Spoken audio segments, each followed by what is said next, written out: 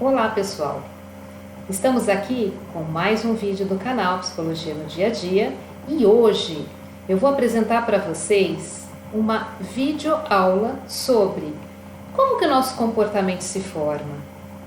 E esse vídeo está sendo baseado em uma pergunta que foi lançada para mim pelos nossos telespectadores daqui lá no Instagram. Então meu objetivo hoje é responder a sua pergunta.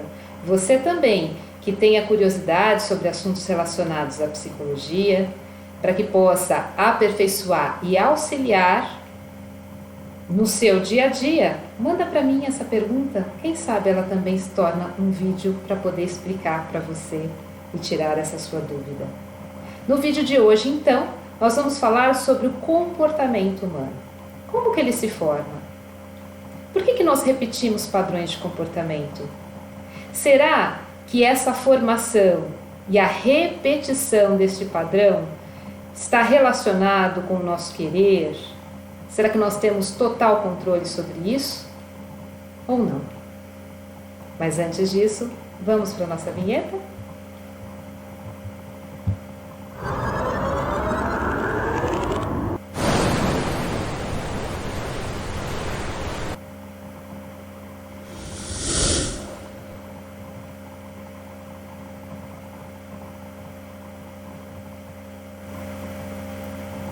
Para quem ainda não me conhece, acho que a maioria aqui já me conhece, mas para quem não me conhece ainda, eu me chamo Beatriz do Carmo, sou psicóloga, hipnoterapeuta, arte-terapeuta, facilitadora também do programa Educação Emocional Positiva e uma estudante nata, adoro estudar sobre o comportamento humano, sobre a mente humana e principalmente trocar aqui informação com você, poder passar adiante conhecimento, porque conhecer e só manter para você não é conhecimento, né? O importante do nosso conhecimento é passar adiante, é construir, aprender, receber, doar e assim seguimos em frente.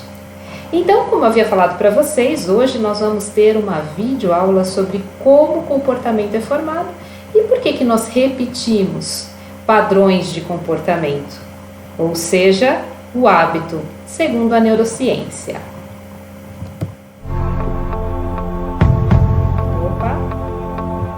Peraí que o negócio mudou aqui, voltamos, agora vai, aê, agora sim. Então, como eu falei para vocês lá no início desse vídeo, a escolha deste tema foi com base numa pergunta que me fizeram lá no meu Instagram. Para você que ainda não conhece o meu Instagram, é @beatrizcarmo_psicologia. Entre lá, participe conosco, compartilhe comigo suas dúvidas, curiosidades. Se você tem participado aqui do canal, se você tem aproveitado os vídeos que eu tenho passado, as dicas, como tem sido aplicar essas dicas no seu dia a dia. E também você pode escrever para mim as suas dúvidas que você eventualmente gostaria que eu respondesse aqui no canal. Vai ser um grande prazer, como hoje está sendo, para poder responder para esse nosso telespectador. Então a pergunta foi a seguinte: gostaria de saber mais sobre as escolhas e repetições de padrão. Por que escolhemos repetir? E aí eu destaquei aqui duas questões muito importantes nessa pergunta. Primeiro, escolhas, e vamos pensar em escolhas como tomadas de decisão. O tempo todo nós estamos tomando decisões. Ir para a direita ou para a esquerda? Fazer isso ou aquilo? Comprar isso ou aquilo? Deixar de fazer isso ou fazer aquilo? Né? Ou deixar de fazer isso ou fazer isso? E o que seriam as repetições de padrão? Seriam os comportamentos. Então, padrão, né, como o próprio nome diz, já é aquilo que se segue, é algo que é repetitivo, tá? E aqui nós vamos pensar nos comportamentos repetitivos. E todo comportamento que se repete, nós habitualmente chamamos de hábito, ok? Então, vamos pensar primeiro o que é um comportamento, para depois nós pensarmos nesse padrão de comportamento que se repete. O comportamento humano pode ser definido como um conjunto de ações, tá? E essas ações elas podem ser físicas e emocionais, que estão associadas a um indivíduo ou mesmo a um grupo social, porque nós podemos falar sobre um comportamento de um indivíduo especificamente, ou nós podemos falar de um comportamento de um grupo de pessoas, né, de uma determinada área social. Então pode ser um comportamento de um grupo, por exemplo, de adolescentes, então, dependendo da faixa etária, pode ser o comportamento de um grupo étnico, pode ser o comportamento de um grupo religioso, tá? São as nossas respostas aos mais variados estímulos do meio, tanto de origem interna quanto de origem externa. Então, através dos nossos órgãos dos sentidos, como nós vamos falar mais para frente, nós captamos tanto informações relacionadas ao meio externo, aí elas são decodificadas no nosso cérebro, e aí, com base na nossa interpretação perceptual, a partir destes órgãos sensoriais, os órgãos dos sentidos, nós vamos emitir uma resposta. E também pode acontecer de que esse estímulo não seja do meio externo, mas do meio interno. Tá? Então vamos pensar o que seria uma estimulação interna me pedindo um comportamento.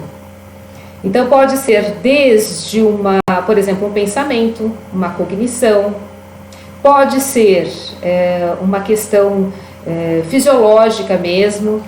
Tá? Então, por exemplo, sei lá, o meu corpo está sentindo que está faltando água no meu corpo. Então isso vai gerar em mim um estímulo que eu vou interpretar como sede, e aí eu vou ter o comportamento de ir beber água. Tá? Durante a vida nós temos diferentes experiências. Adquirimos informações sobre o mundo e fica permanentemente codificado em nosso sistema nervoso. Então, tudo que nós vivemos desde quando nós nascemos, aliás, desde a nossa vida intrauterina até o nosso momento presente, tudo isso fica armazenado no nosso sistema nervoso, que aqui nós vamos chamar de encéfalo, e nós vamos entender um pouquinho por quê, tá? Cérebro, nós vamos ver que é apenas uma parte do sistema nervoso. O cérebro não resume, como que eu posso dizer? Ele não é um todo do sistema nervoso. Tá? Ele é uma parte dele, uma parte importante, mas não é a única. Tem uma frase muito importante que eu gosto muito da Carla Tiepo, uma grande neurocientista brasileira, que ela diz: nós somos quem somos em consequência do que aprendemos e do que nos lembramos. Sem isso, nós não saberíamos definir quem nós somos, ou não lembraríamos quem nós somos. Ainda sobre o que é o comportamento. Então, como nós falamos ali, né, na definição anterior, pode ser uma resposta fisiológica. Então, esse comportamento, uma ação, uma resposta fisiológica. Então, por exemplo, um frio na barriga, taquicardia, que seria a aceleração do coração, uma respiração rápida, combinado a um movimento motor observável. Então, por exemplo, a gente fala o frio na barriga. De repente, isso juntado ao meu coração acelerando, a respiração ficando rápida, eu posso emitir no movimento motor observável, seja numa expressão facial ou mesmo num comportamento de medo, né? Então aqui, ó, eu trouxe um esqueminha para você entender melhor, ó. Primeiro, nós temos um estímulo do meio. Aí eu adquiro consciência desse processo. Então, meus órgãos sensoriais captou essa informação do meio, decodificou essa informação do meio, né, em um impulso elétrico que foi até o meu cérebro. Lá no meu cérebro, então ele decodificou isso para as áreas relacionadas a esse impulso, aonde vai ter os seus neurotransmissores para poder captar essa informação. e vai mandar um outro impulso elétrico com informações, vamos chamar assim, vou falar de uma forma bem simplista, mas que fica fácil de você entender. Então, com essa informação, por exemplo, para os nossos músculos, para que nós possamos emitir, então, um comportamento que é visível, tá? Então, a consciência desse processo são pistas contextuais. O que são pistas contextuais? São informações que talvez eu já vivenciei em outro momento da minha vida. Então, ele se torna um gatilho para que possa haver uma ativação fisiológica, que é isso que eu falei dessa decodificação de informação, o impulso elétrico vai para o cérebro manda para as áreas afins para que possa então efetuar efetivamente uma expressão do comportamento, tá? E aí então eu tenho o quê? Um poder de decisão de como me comportar nesse momento. Aqui está pequenininho a imagem, não sei se vocês vão conseguir ver, mas a menina está com uma barata nas costas. Então ela está com uma expressão, né? Ela recebeu isso do meio, veio uma informação, aí ela teve uma expressão, primeiro facial, depois de sentir toda a fisiologia, já ter uma reação fisiológica, um comportamento fisiológico, aí ela vem com essa expressão motora facial e depois ela tem uma outra expressão motora comportamental de subir, né, num móvel na tentativa de se afastar, esquivar-se da barata.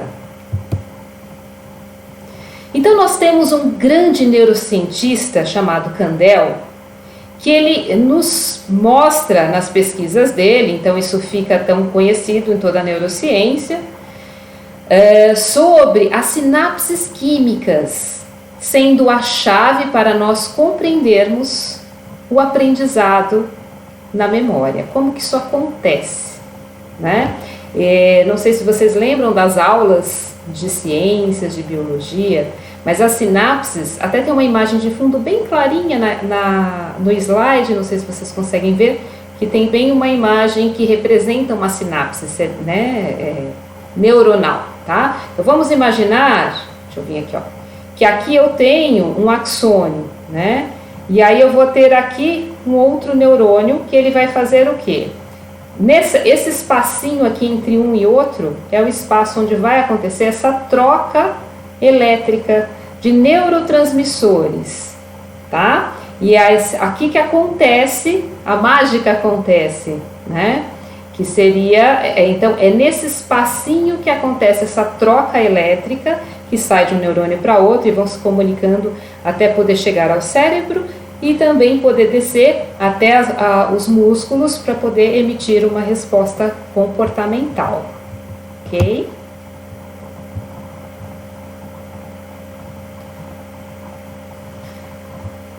Deixa eu só fechar um negocinho aqui. O computador tem dessas coisas, ele vai abrindo coisas que não é para abrir na hora. Voltando. Então, e ele vai dizer que assim, né, que a memória e o aprendizado, ele não é fixo, é plástico. Então é onde se começou a falar sobre neuroplasticidade. Que essas sinapses, elas podem ser alteradas, elas podem acontecer novas sinapses, outras novas sinapses. Então isso prova que nós podemos estar em constante aprendizado.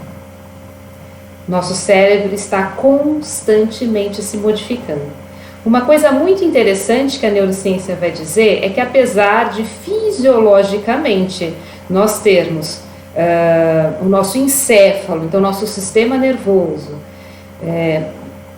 fisiologicamente igual, mas ainda assim, se nós pegarmos o cérebro e olhar as conexões que são feitas nos cérebros, isso é muito individual, isso é de pessoa para pessoa, não vai ter um cérebro igual ao outro, nesse sentido, por conta das vivências, das experiências, dos aprendizados, dos estímulos que nós nos damos ou não, o estímulo do meio e assim vai.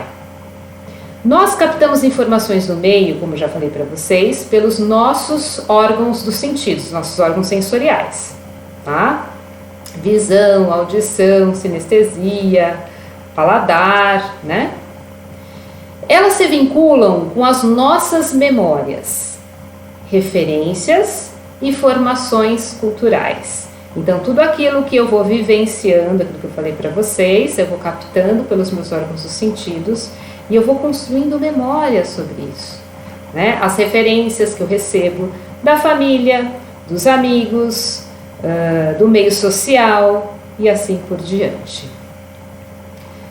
Essas aprendizagens que a gente vai captando conforme a nossa experiência de vida, vai adquirindo significado.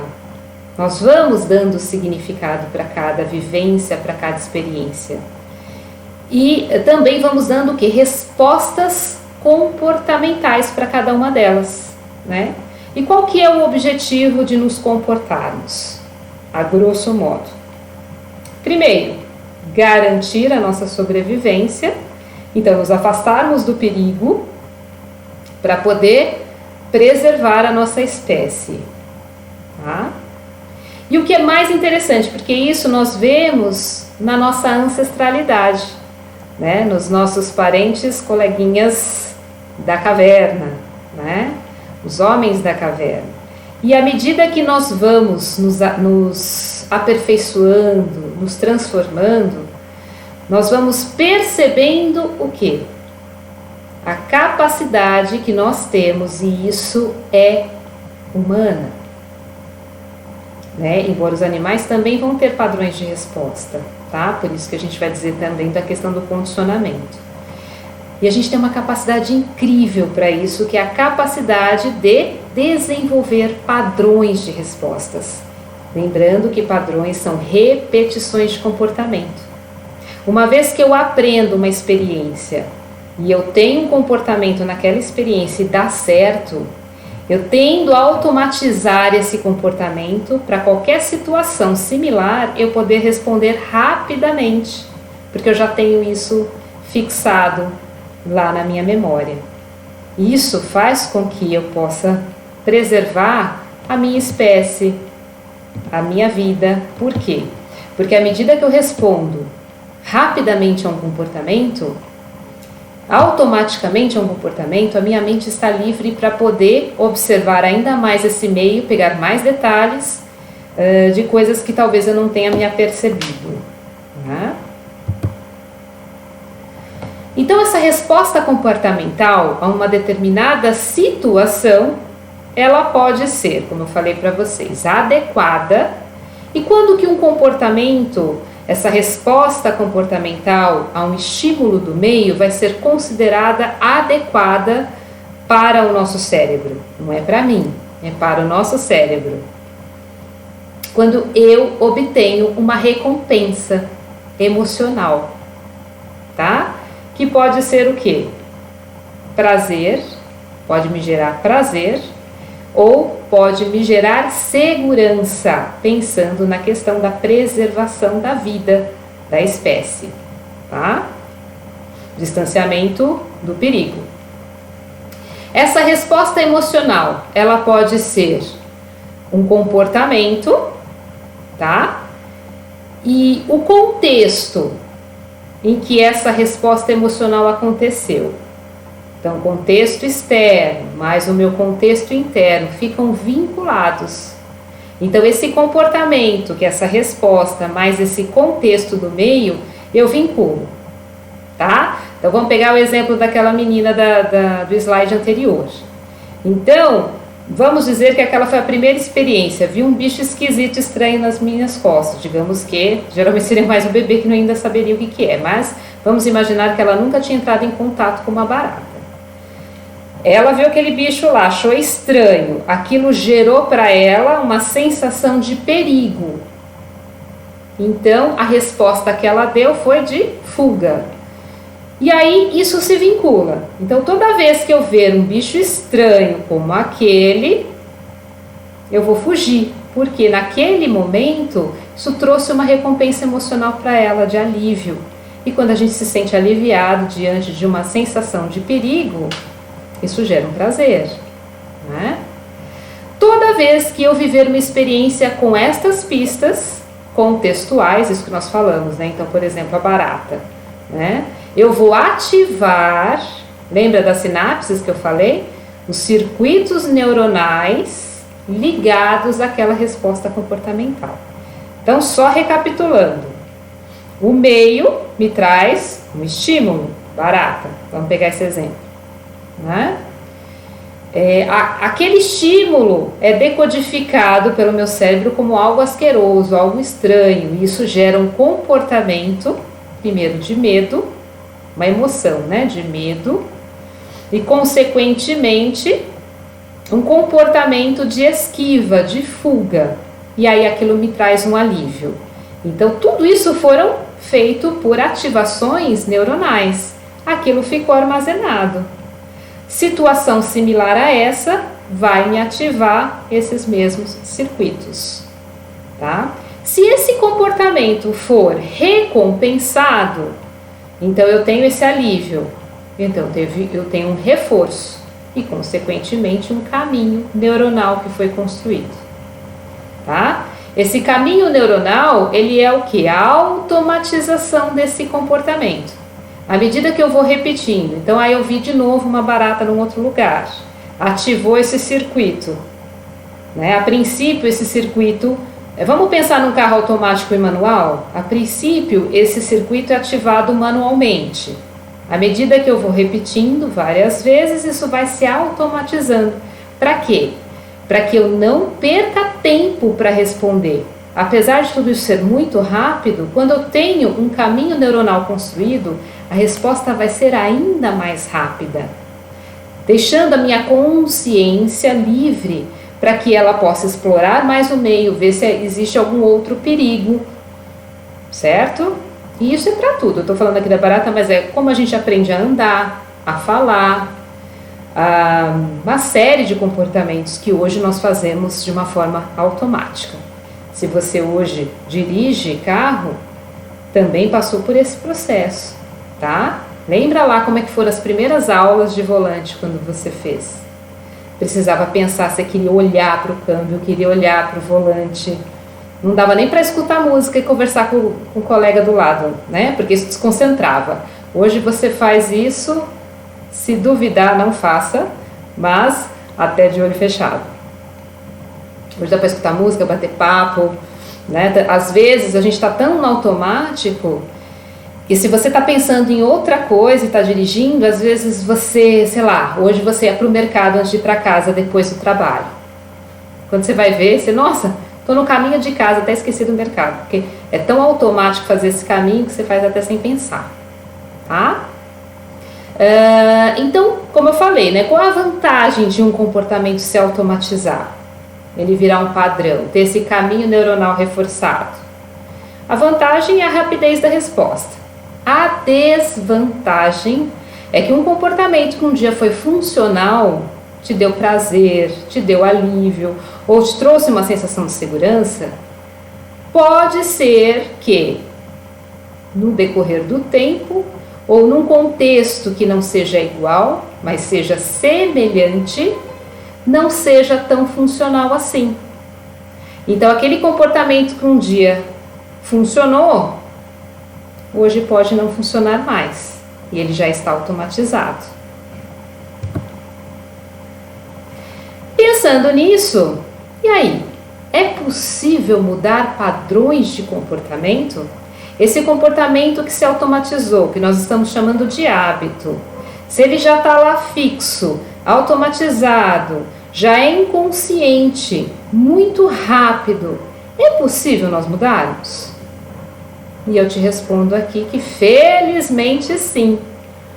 Porém, não é fácil, mas é possível, tá? Exige um pouquinho de persistência e também o principal é isso, psicoeducação que nós estamos fazendo aqui.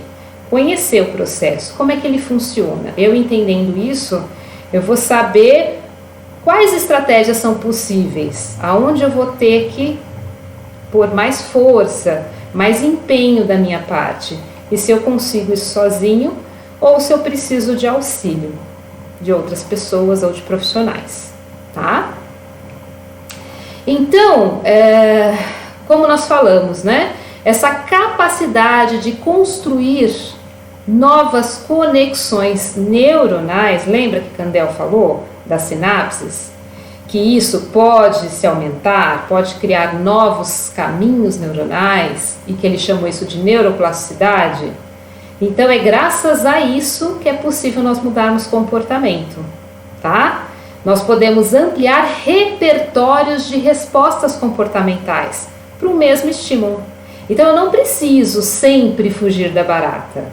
Eu posso ir descobrindo novas estratégias, né? Pode ser que eu não consiga chegar pertinho dela, mas eu posso dar uma vassourada, eu vou aprendendo. Se eu faço essa vassourada e funciona, eu posso automatizar esse comportamento. Quando eu tiver mais à vontade com esse comportamento, eu posso experimentar um inseticida, né? Quando eu estiver mais confiante, uma chinelada, porque eu vou ficar um pouquinho mais perto dela, né? Então é possível eu ampliar este repertório de respostas, ok? Então, ó, quando eu falo até aqui essas imagens, acho que é bem interessante para a gente exemplificar um pouquinho a questão dos caminhos neuronais, tá? Então, ó, a primeira figura você vê uma mata fechada. Vamos pensar que o caminho neuronal, quando eu ainda não tenho, então, né, lá no meu cérebro, as sinapses cerebrais, ela é assim, uma mata fechada para aquela resposta, eu não tenho ainda, tá? Aí quando eu tenho o primeiro comportamento, essa resposta do meio, eu começo a construir no meio da mata fechada um caminho neuronal, né? E à medida que eu vou repetindo essa resposta, vou a cada situação fazendo do mesmo formato, ele vai se automatizando, que é a terceira estrada. Então ela fica uma estrada bem pavimentada, né? Então aqui já está bem automático o comportamento. Aí nós vamos pensar, então é possível eu mudar. E aí eu vou explicar isso mais pra frente. Quando eu mudo, depois eu vou repetir isso, o padrão primeiro, o anterior, ele não desaparece, tá? O que eu preciso é construir um novo caminho quando aquela resposta já está disfuncional. Eu tenho que construir um novo caminho. E à medida que eu vou repetindo esse novo caminho vai se tornando essa terceira estrada bem pavimentada. E aquele antigo caminho, aquele antigo comportamento vai ficando com a mata mais fechada. Só que, olha lá, né, vamos ver na primeira imagem. É uma mata fechada, mas lá no meinho, ó, você vai ver um risquinho vermelho. Ali mostra o quê? Que ainda o caminho está lá. Então, qualquer deslize, eu posso repetir aquele caminho. E se eu repetir ele com frequência, ele volta a ser... Opa! Deu uma travadinha. Ele volta a ser um caminho automatizado de novo, tá? Aqui explica um pouquinho a questão dos vícios, né? Que o vício, ele pode voltar.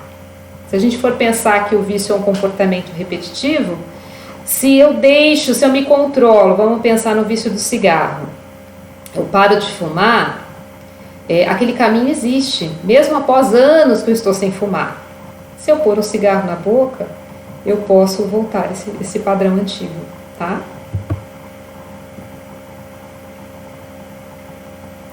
Bom, nós podemos atuar em 2 momentos para mudança de comportamento, tá? Então, nós podemos atuar antes da experiência ocorrer, tá? Ou na resposta à reação fisiológica daquele comportamento. Então, quando eu capto aquela informação do meio, tenho um comportamento fisiológico e na hora que eu vou atuar, fisicamente falando, aí eu vou reter, tá? Então, quando nós vamos atuar antes da experiência ocorrer, é quando eu vou trabalhar dando um novo sentido, um novo significado para aquela experiência, tá? Isso nós chamamos de ressignificação. Então, por exemplo, isso aqui a gente trabalha muito na psicoterapia, né? É um dos caminhos que nós fazemos na psicoterapia, que é buscar uma nova percepção daquele trauma, por exemplo, ocorrido, né? Olhar com uma outra visão. Por quê? Nós não podemos voltar ao passado e mudar o que nos ocorreu, mas nós podemos ter uma nova percepção naquilo que ocorreu, né? Um novo olhar. Tá? Então, nisso eu vou modificando a minha forma de interpretar aquele estímulo. E quando eu modifico a forma de interpretar aquele estímulo do meio, eu consigo de novo ampliar respostas, né? Eu consigo ter novas formas, eu consigo pensar em novos comportamentos para eu poder responder aquele estímulo agora que eu estou vendo ele diferente. Tá? Por exemplo, né, vamos pegar aquele exemplo da barata. Então, se eu vou pensando e consigo ressignificar que a barata ela é menor que ela é inofensiva, ela pode ser nojenta sim, mas ela não vai me picar, ela não vai me matar. Então, eu posso ter uma nova forma de me comportar. Em vez de eu fugir dela, eu já consigo encará-la e matá-la, mesmo que não seja chegando tão perto dela. Tá? Não preciso sair correndo e fugir porque ela não vai me matar, certo? Ou na resposta à reação fisiológica, aquilo que nós falamos. Então eu atuo antes ou na hora que eu vou responder. De que maneira? Eu vou ter que ativar o meu controle inibitório. Isso faz parte das funções executivas, tá? Vou falar uma linguagem um pouquinho técnica. As funções executivas são algumas das funções do nosso córtex pré-frontal, que fica aqui nessa região, tá? Então, ela vai atuar um pouquinho, de uma forma um pouquinho mais consciente, né? É naquela hora que eu consigo controlar o meu impulso, tá? Então, por exemplo, estou numa dieta, vejo aquele doce maravilhoso na minha frente, e aí eu falo, nossa, que tentador. Dias atrás eu comeria fácil esse doce. Então eu tô indo para atacar, eu falo, não, peraí. E a minha dieta? Como eu quero ficar? Qual que é o meu objetivo em eu comer saudável? Vou jogar tudo isso por terra? Eu falo, não. Eu vou resistir a essa tentação. Aqui quem entra em ação é o controle inibitório, tá? Esse controle dos impulsos. Bom, então, para que eu possa fazer essa mudança, ou seja, antes ressignificando ou me controlando na hora de responder ao meio, eu preciso ter uma intenção genuína. Aliás, todo comportamento tem uma intenção genuína. Tá? Por mais que de repente você hoje considere que o teu comportamento está sendo inadequado, que ele está sendo disfuncional porque não atinge o teu objetivo de hoje, esse comportamento foi criado em algum momento da sua vida que naquele momento atingiu um objetivo. Lembra que seja de prazer, uma satisfação ou uma necessidade, ou que seja de alívio, aliviar uma dor, um mal-estar, tá? Ou mesmo de preservar a sua vida. Tá? Então nós precisamos refletir sobre qual é a intenção por trás daquela resposta comportamental. Nós precisamos entender isso. Porque nenhum comportamento se repete só por teimosia, tá? Ele se repete porque um dia esse comportamento foi ativado em resposta ao meio, funcionou, e aí em outras situações semelhantes ele foi ativado novamente, funcionou, e aí ele se automatizou. Se hoje está disfuncional, primeiro eu preciso entender esse comportamento. Para que será que ele tem servido? E que hoje não está servindo mais? Mas será que ainda, genuinamente, não tem uma parte desse comportamento que está servindo? Não da forma como eu gostaria, mas da forma que talvez o meu cérebro esteja interpretando que seria necessário, ou como ele aprendeu a fazer? Então, de novo, olha lá a pergunta: por que voltamos aos hábitos ruins, aquele comportamento disfuncional? Por que repetimos, se ele não está sendo bom, se ele está sendo disfuncional, se já não está mais me gerando tanto prazer? Né? Pelo significado daquele comportamento, dessa intenção genuína que eu falei para você, tá? Ou seja, porque ele foi criado, olha o significado dele, ou para dar prazer, né? E, consequentemente, diminuir o desprazer, ou diminuir uma dor ou um desconforto. Tá? Ele tem uma finalidade, não é do nada que esse comportamento foi criado. Na maioria das vezes, este significado ele é inconsciente, você não tem consciência dele, por isso que você não entende porque se comporta dessa maneira, tá? E pode até ser que esse significado tenha sua dimensão desde lá da primeira infância, desde quando você era uma criancinha, às vezes até um bebê, tá? Que foi uma forma que o teu cérebro encontrou de você sobreviver àquelas condições naquele momento. E aí se criou um padrão e foi se repetindo até os dias atuais, tá? Então, para que a gente possa modificar esse comportamento, é importante compreender este significado. Porque quando eu compreendo que significado é esse, eu posso trabalhar em cima desse significado, tá? E aí, digamos que seja para o prazer. Eu posso atingir os mesmos objetivos de prazer de uma outra maneira, um comportamento que hoje pode ser mais funcional para mim, tá? Então, o exemplo da barata.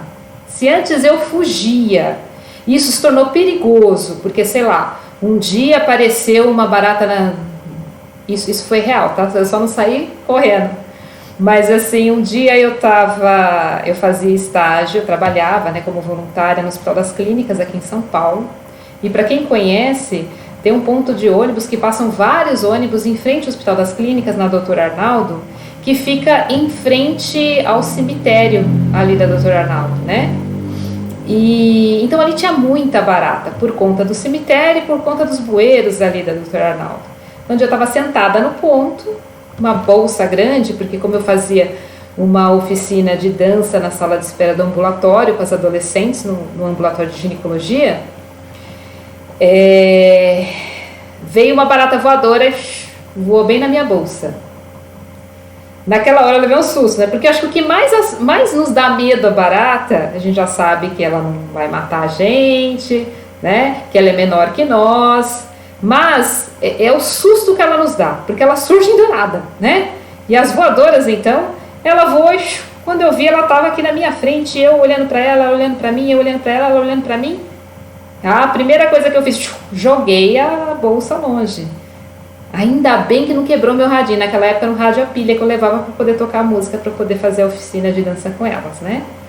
Mas, digamos que eu tivesse uma fobia de barata, e eu tivesse em pé e ela voasse na minha bolsa, eu podia sair correndo para o meio da doutora Arnaldo, eu podia ser atropelada. Então isso seria um comportamento super disfuncional e que ainda colocava em risco a minha vida, né? Então, eu poderia o quê? Ir trabalhando esse significado para entender que a barata não ia me causar grandes danos, né? Porque ela é menor que eu, ela não é venenosa. E eu, aos poucos, ir achando formas de que eu pudesse controlá-la. Controlar esse medo, na verdade, né? Enfrentar. Para que eu não tivesse um comportamento disfuncional que pudesse até atentar a minha própria vida, tá?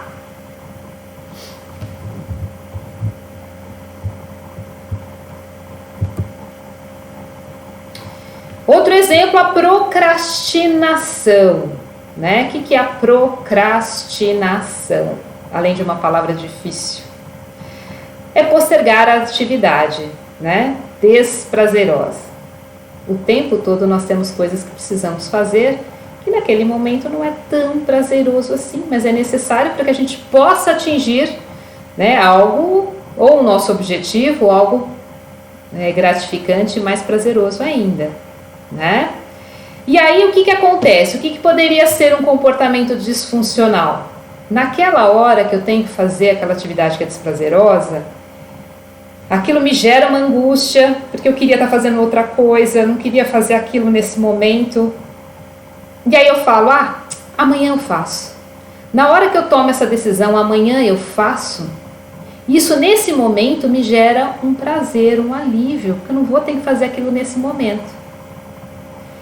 E aí toda vez que eu tenho que fazer aquilo que é difícil e eu falo, amanhã eu faço, e sinto aquele prazer momentâneo de alívio para não fazer naquele momento, isso vai virando um hábito na minha vida. E aí eu fico sempre deixando para depois. E aí eu acabo não conseguindo. Qual é o disfuncional disso? Eu acabo não concluindo coisas que eu preciso concluir, eu posso atrasar prazos ou ficar tudo muito em cima da hora. Eu posso não atingir os meus objetivos, que são a médio e longo prazo, porque eu estou sempre adiando, né? Então isso é disfuncional. Bom, e qual seria o papel da emoção na nossa mudança de comportamento? Muitos dos circuitos neuronais são montados por conta dos resultados emocionais que eles nos trazem. Quando nós estamos falando em aliviar uma dor, um desconforto ou gerar um prazer, nós estamos falando sobre emoções, né? Então, todo comportamento ele vai trazer uma demanda emocional. E como o nosso cérebro ele trabalha de uma forma complexa, não é uma área que é responsável para isso, uma área que é responsável para aquilo, pode até ser mais responsável, vamos dizer assim, mas o nosso cérebro sempre trabalha como um todo, está interconectado, tá? Então, a área emocional, ela está muito presente em todas, ela tem uma comunicação muito direta com todas as áreas, que é o nosso sistema límbico. É muito interessante quando a gente estuda a neurociência, que nós vamos ver que os neurotransmissores, então há muitos neurônios saindo do sistema límbico e indo para outras áreas do cérebro. Mas não são todas que vêm para o sistema límbico. O que isso significa? Que o sistema límbico, nosso sistema emocional, ele está presente em praticamente todos os nossos comportamentos.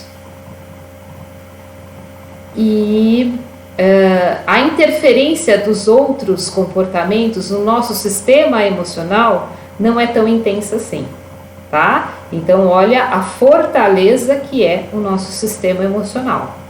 Isso é muito importante quando a gente vai pensar na questão de mudança de comportamento, tá?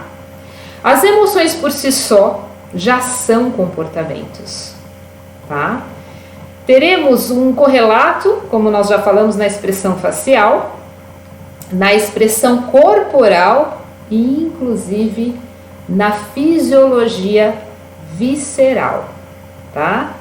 Que é aquilo que eu falei, né? Ele está se comunicando com todas as áreas, ele interfere em todas as áreas. Essas respostas emocionais, elas independem da nossa intencionalidade, tá? Então, por exemplo, quando eu sinto medo, não tem como eu falar, bom, agora eu não vou sentir medo, eu não vou deixar meu coração acelerar rápido, eu não vou tremer. Isso acontece automaticamente, tá? Isso é uma frase que eu gosto muito do Pedro Calabresa, outro grande neurocientista que nós temos, brasileiro, tá? Nós não controlamos o que nós sentimos, nós sentimos. O que nós podemos controlar é o que nós fazemos com o que nós sentimos. As nossas tomadas de decisão a partir do que estamos sentindo, tá? Foi o que eu coloquei aqui, né? Diante de um desconforto, de uma necessidade ou de um medo, nós tendemos a procurar circunstâncias que possam nos trazer resultados favoráveis de prazer ou alívio.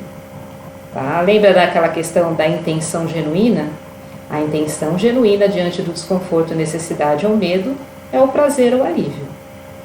A falta que sentimos daquela percepção de prazer, quando aquela sensação que eu tinha de prazer, né? Eu não estou sentindo mais, ela faz com que aquele comportamento repetitivo que nós tínhamos para a obtenção do prazer, né? Eu repita mais uma vez, na expectativa de viver aquela sensação novamente. É aí que se cria o vício, né? Tá? E aí nós precisamos utilizar então as emoções a nosso favor para poder mudar o comportamento. Ela tem que ser nosso alvo. E aqui nós vamos com as estratégias então para a mudança de comportamento. A consciência sobre quais comportamentos devemos mudar, a identificação das circunstâncias em que aquele comportamento acontece, é apenas o primeiro passo. É um importante passo, tá? Mas eu saber o que eu preciso mudar, o comportamento que eu tenho que mudar e que circunstâncias eles acontecem, é apenas o primeiro passo. É necessário uma construção de protocolo interno. Eu preciso criar a minha condição de mudança. E isso é eu comigo mesmo, tá? Eu posso até contar com o apoio de pessoas para me auxiliar, mas ninguém pode fazer por mim. Isso é eu que vou ter que fazer, não tem outro caminho, tá? Conte com as suas emoções. Ela quem dá valência, o valor para as circunstâncias em que vivemos, tá? Quando essas emoções ou essas sensações, essas circunstâncias são consideradas negativas, ameaçadoras, nós tendemos a nos afastar. Quando elas nos aparecem como positivas, como oportunidades, nós tendemos a aproximar. Mas isso não é consciente, tá? É aquilo que o meu cérebro interpreta. Se ele está sentindo aquela situação em que eu estou vivendo como ameaçadora, ele vai me levar a se portar de uma forma de esquiva. Se ele está interpretando aquilo como positivo, como uma oportunidade, ele tende a me levar para aproximação, comportamento de aproximação, tá? Então aqui, ó, alguns passos para você pensar e para te auxiliar a pensar nessa mudança de comportamento. Primeiro passo, reconhecer a emocionalidade que está nesse hábito que você quer extinguir. Identifique quais emoções você gostaria de sentir ao adquirir um novo hábito, tá? Segundo passo, se engaje com o seu processo de mudanças, mas sem autopunir-se, sem autoflagelo, quando as recaídas acontecerem, tá? Para quê? Para que você não recorra ao erro de reforçar o desconforto que você está justamente tentando eliminar. Porque lembra que quando você reforça o desconforto, aí o que teu cérebro vai buscar? Formas de diminuir aquele desconforto, que geram prazer. E aí pode ser reforçar justamente aquele comportamento disfuncional, porque é o que ele já tem aprendido, já tem fixado, tá? Terceiro passo, reforce as pequenas conquistas. À medida que você consegue um passinho à frente que você dê, você tem que reforçar isso positivamente. Transforme isso em emoção positiva. Através do quê? De motivações intrínsecas, com pequenas comemorações, autoelogios, tá? Não fique preso a recompensas externas, a motivações extrínsecas. Por quê? Porque elas têm prazo de validade, elas são limitantes. Funcionam até o ponto B, depois não funciona mais, tá? O que seriam as motivações intrínsecas, essas comemorações, autocomemorações? Quando você consegue, consegui mais um dia de dieta, vai. Ai, olha como você é fantástica, olha como você consegue. Você é o máximo, você é 10, você tem que comemorar com você mesmo. Reforce-se, tá? Conte, aqui, passo 4, conte com o apoio de pessoas próximas, familiares, amigos, pessoas que vão te ajudar também nesse elogio, tanto no elogio, na colaboração, né? Então, por exemplo, afaste-se ou converse com pessoas que são próximas de você, por exemplo, se você está numa dieta, para que ela não fique te reforçando, só um pedacinho, não vai acabar com a sua dieta, vamos naquele restaurante legal só hoje, você fica na saladinha, né? Isso não vai te ajudar. E passo 5, não é fácil mudar. Você tem que entender isso, não é fácil, né? Reconheça que recaídas fazem parte do processo, tá? E não devem servir para você, quando elas acontecem, como desestimulador e você desistir. Quando isso acontece, busque entender por que falhou, por que recaiu, aonde que foi que deu a escorregada. Isso vai trazer ainda mais informações para você conseguir se aproximar cada vez mais dessa mudança. E o passo 6, conte com as suas funções executivas. Lembra que a inibição, o controle inibitório, ele é uma das funções executivas.